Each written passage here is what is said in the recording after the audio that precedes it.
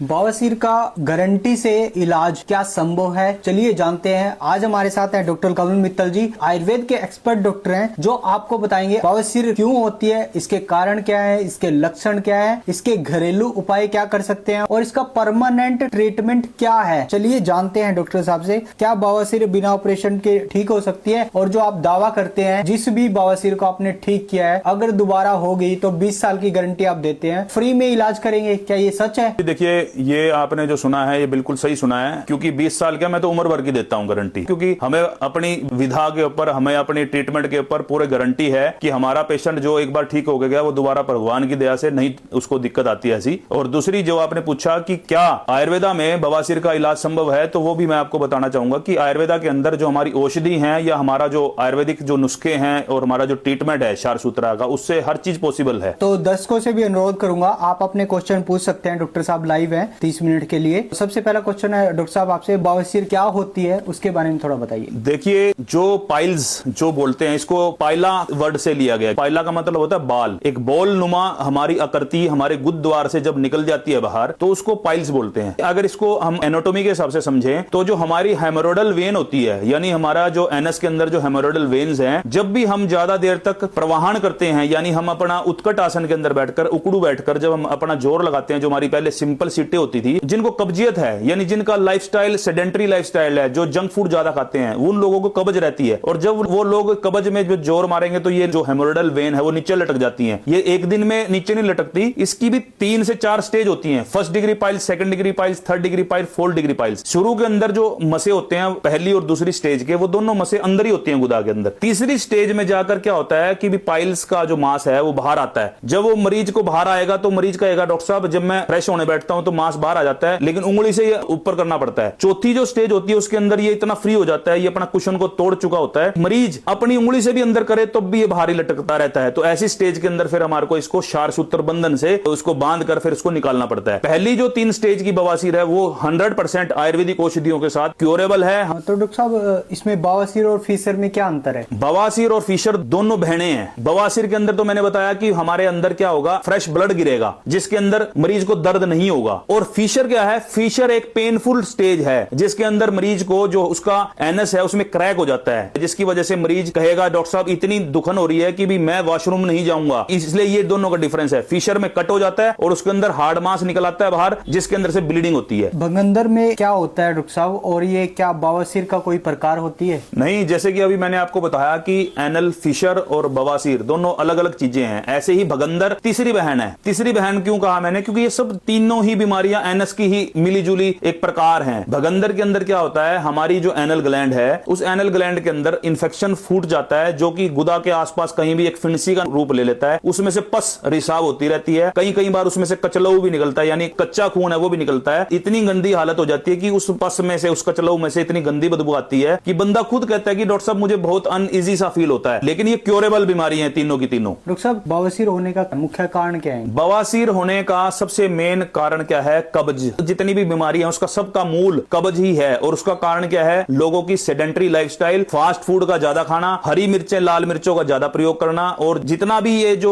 कच्चा भोजन होता है जिसके अंदर मैदा होता है ज्यादा, वो सब कुछ खाना, और कोल्ड ड्रिंक्स का ज्यादा से ज्यादा प्रयोग करना। दूसरा, इसके होने का कारण क्या है, किसी को शुगर की बीमारी लग जाती है, किसी को मान लो कोई टीबी की बीमारी लगी उस बंदे को जल्दी होगी, किसी को मान लो कोई HIV का एड्स है उसको जल्दी होगी, यानी इम्यूनोसप्रेसेंट अगर कोई भी बीमारी लगी हुई है तो उस बंदे को ये बीमारी बहुत जल्दी होने का संभावना है। डॉक्टर साहब, एक मिथ हो रहा है, जैसा कि लोग कहते हैं भगंदर जो बीमारी है किसी भी सर्जरी से ठीक नहीं होती, क्या वो आयुर्वेद के द्वारा ठीक हो सकती है? एक्चुअली ये मिथ नहीं है, ये एक सच्ची घटना है। वो क्यों है, क्योंकि मेरे पास ज्यादातर पेशेंट वही आते हैं, क्योंकि एकदम लोगों को आयुर्वेद में विश्वास भी नहीं होता। ज्यादातर पेशेंट वो है मेरे पास जो already laser surgery, open surgery, fistulectomy या किसी ने अपना हेमोरेक्टमी करवा रखी है, उसके बाद जब उनको रिकरेंस हो गई वो मेरे पास आया कि डॉक्टर साहब मैंने 4 बार सर्जरी करवा ली लेकिन मेरा फिस्टुला या मेरा भगंदर क्योर नहीं हुआ, तो अब आपके पास किसी ने भेजा है। तो वो मानव केयर आयुर्वेदा जो हमारा दयाल सिंह स्कूल के पास है हमारा सेंटर, वहां आते हैं पेशेंट। वहां पे आने के बाद करनाल में वो मुझसे मिलते हैं, हम उनका क्षारसूत्र पद्धति से उसके अंदर हमारा जो क्षार लगा हुआ जो थ्रेड होता है उसको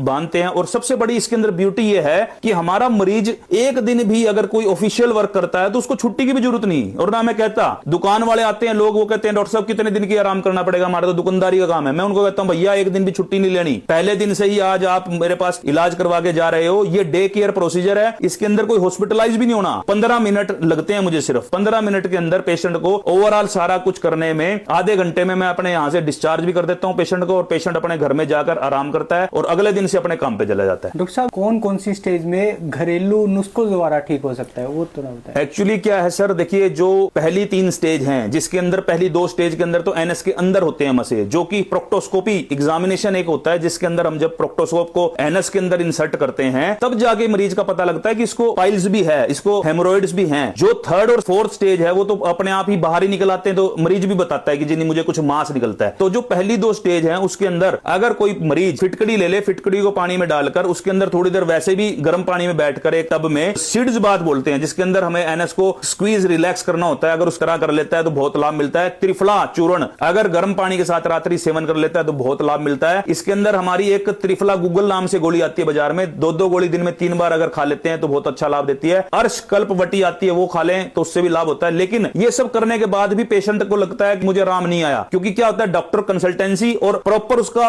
चेक कर इलाज देना बहुत डिफरेंट बात है, तो इसलिए ज्यादातर लोग मेरे पास ही करनाल आते हैं। डॉक्टर साहब, बादी और खूनी बवासीर में अंतर क्या है? देखिए बादी और खूनी बवासीर है, जिसके अंदर क्या होता है हेमोरॉइड्स वेन यानी जब फटती है, जब उस पे से स्टूल हमारी रगड़ मार के आते हैं तो वो पिचकारी की तरह खून लगता है पोर्ट के अंदर, तो वो होगी खूनी बवासीर। और बादी बवासीर वो होती है जिसके अंदर खून नहीं आता, मरीज को गुदा के अंदर एक कट लग जाता है और कट लगने से उसमें दर्द होता है, और दर्द होने के बाद बाहरी एक मांस फूल जाता है जिसको सेंटिला पाइल्स बोलते हैं। डॉक्टर साहब, इसके लिए आयुर्वेदिक ट्रीटमेंट क्या है और क्या ये सार सूत्र से परमानेंट ठीक किया जा सकता है? दोस्तों, आप लोग इस वीडियो के माध्यम से ये समझ रहे होंगे और अपने बुजुर्गों से भी आप पता कर सकते हैं। पुराने समय के अंदर जब भी कोई मांस बढ़ जाता था कहीं का, पुराने वैद्य क्या करते थे, वो कहते थे कि घोड़ी की जो पूंछ है उसका बाल क्यों लेते थे, क्योंकि जो पूंछ के साथ ही इतना उस पे क्षार लगा होता था यूरिन वगैरह से घोड़ी की, जिससे क्या होता था कि उस धागे को अगर जब वो बांध देते थे उस मांस पे, तो वो मांस कुछ दिन में अपने आप ही कट के गिर जाता था। लेकिन आज की डेट के अंदर आयुर्वेद ने भी अपना तरक्की कर लिया कि आयुर्वेदा के अंदर स्टरलाइज वे में हम जो अपना एक क्षार सूत्र का थ्रेड तैयार करवाते हैं, जिसके अंदर अपमार का जो क्षार होता है वो लगा हुआ धागा तैयार होता है, उसको हम पेशेंट के ऊपर तैयार करके लगाते हैं और पेशेंट का वही 5 से 7 दिन के अंदर उसकी पोर्ट के अंदर ही गिर जाता है मसा कट के। डॉक्टर साहब, लास्ट जाते जाते आपसे ये सवाल करना चाहेंगे, जैसे कि आपने कहा कि भी गारंटी से आप ठीक करते हैं बवासीर, अगर दोबारा किसी को बवासीर होगी क्या आप फ्री इलाज करेंगे? दर्शकों, मैं इस वीडियो के माध्यम से आपको ये कहना चाहूंगा, मैं पेशेंट की उम्र भर की गारंटी लेता हूं। लोगों ने 10 साल 15 साल कहते हैं, मैं उम्र भर की कह रहा हूं, क्योंकि मैं जो ट्रीटमेंट करता हूं मैं उसके त्रिदोष के ऊपर काम करता हूं। वात पित्त कफ, पित्त रोग बढ़ जाता है तो उसकी वजह से ये बीमारी लगती है, और कफ की वजह से भी ऐसा होता है। दोनों जब हमारे दोष प्रकोपित होते हैं तो ऐसा होता है, उन दोनों को हम शांत करते हैं दवाइयों के माध्यम से, अपने क्षार सूत्र के माध्यम से। और जो भी अगर कोई मरीज हमारे पास आता है और हमारे से इलाज कराता है, अगर उसको भविष्य में भी कभी कोई ऐसी समस्या होगी तो हम उसका फ्री इलाज करेंगे। पहली बात तो उसको ऐसी दिक्कत आएगी नहीं। अगर डॉक्टर साहब किसी को इलाज करवाना हो तो क्या करें? अगर इलाज कराना है तो मैं डॉक्टर कमल मित्तल, आयुर्वेदा फिजिशियन, दयाल सिंह कॉलोनी करनाल में मानव केयर आयुर्वेदा के नाम से मेरा सेंटर है। आप यहां पे आकर विजिट करें और आप हमारी सेवाओं का लाभ लें। दोस्तों,